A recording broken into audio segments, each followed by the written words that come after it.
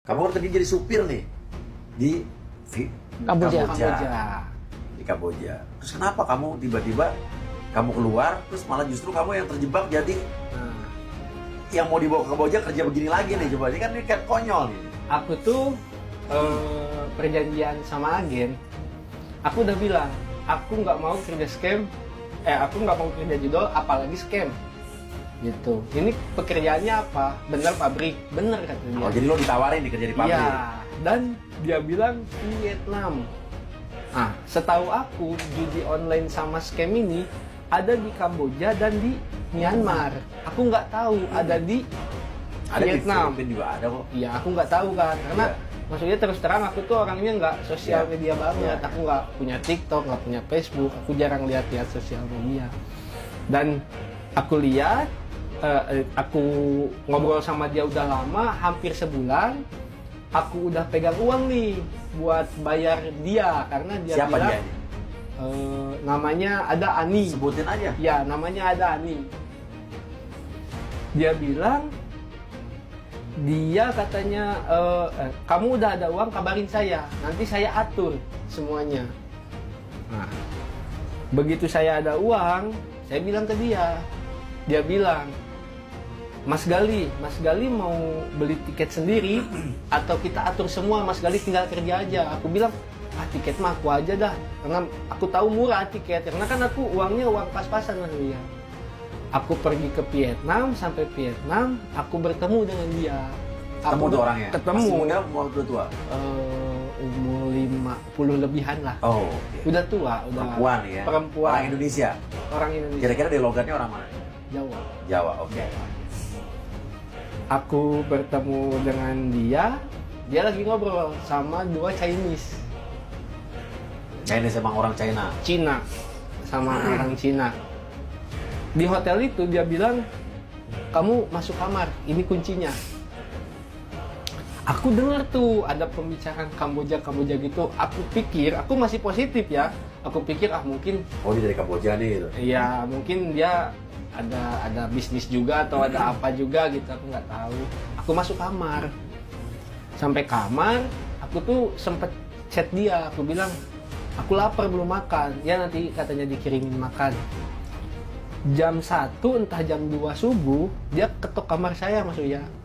Dia bilang, Mas Gali, katanya, biar dia administrasinya udah disiapin. Udah, saya kasih ke dia. Karena bayar berapa kamu untuk kerja sih? Kalau Vietnamnya 38 juta. Berapa? Vietnam dong, 38 juta. Rupiah? Vietnam dong. Oh, jadi rupiahnya berapa? 25 juta. Jadi kamu harus bayar 25 juta untuk kerja di Vietnam ini jadi Di Vietnam, buruh? di pabrik. Ya. Nah, sekarang itu logikanya nih Mas ya. Buruh pabrik di Vietnam itu aja murah, mungkin lebih murah daripada Indonesia. Iya kan biayanya ya. Makanya banyak orang-orang yang buka pabrik di Vietnam gitu kan. Betul. Karena dianggap biaya produksi lebih murah. Ya. Nah, lo ngapain kerja di sana mending kerja di Indonesia? Dia ini dari awal maksudnya ngejanjiin gaji ke saya Nah.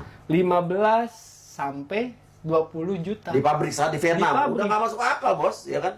Vietnam dong Iya, gajinya, iya. nggak rupiah dia bilang. Katanya kontraknya 5 tahun.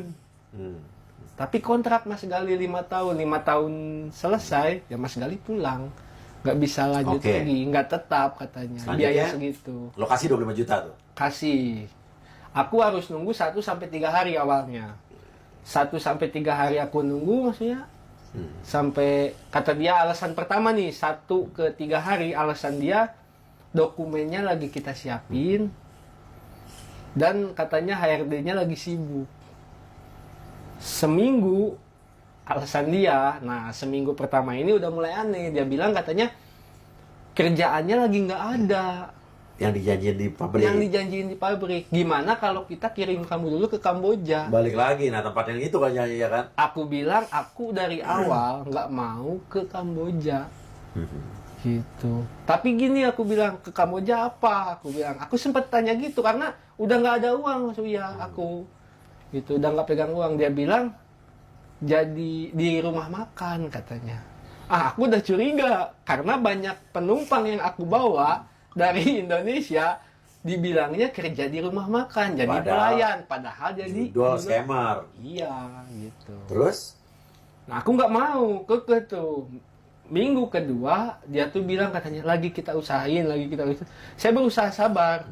Karena kalau ini nggak sampai gol, apalagi uang saya nggak balik, saya kan rugi besar. Iya.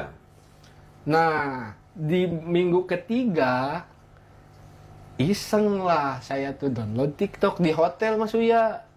Gabut kan, download TikTok. Scroll, ada yang ngontenin nih si Bu Ani. Yang orang lo temuin itu? Iya. Sama mukanya? Sama. Apa konten dia bilang? Banyak bawa orang katanya dari apa? Indonesia ke sana. Bahkan dia dibilangin juga KBRI katanya tangkap dia. Dia paspor visanya habis, paspornya juga udah mati. Kata si konten kreator itu. Wah, aku bilang kena tipu nih. Nah, buat Bu Andi kalau merasa ini adalah fitnah, tolong hubungi saya, kita ngomong di sini. Ya. Oke. Lalu si konten kreator itu aku DM dong. Karena nih aku tuh udah ditekan juga sama pihak hotel Mas Uya. Masa ada orang di hotel sampai 3 minggu? Iya, orang kaya Iya kan? bener ya. Iya. Iya. Apalagi hotelnya hotel bagus. Yang bayar siapa tuh? Saya. Yang bayar kamu? Iya. Jual handphone. Oke. Karena aku nggak bawa uang sama sekali, Oke. udah habis. Nah, aku bilang, Mas, aku kena tipu nih sama Bu Ani. Aku bilang, bisa tolongin aku nggak? Aku pingin pulang. Udah di otak aku pulang. Nggak ada pikiran apa lagi maksudnya. Karena aku tahu, apalagi aku ingat dia ngobrol sama 2 Chinese ini, kalau aku sampai kena di sini, dibawa aku ke sana. Aku bilang gitu kan. Jadi lo yang lo bisa lo antar Iya, nih ya. iya. Dan aku tuh bilang, dan dia bilang, katanya, aduh aku katanya habis ngurusin donasi kemarin 6 orang yang meninggal dari Kamboja, mayatnya dikirim ke Indonesia. Aku nggak bisa bantu kalau materi Mas, coba hubungin KBRI atau KJRI. Aku udah hubungin,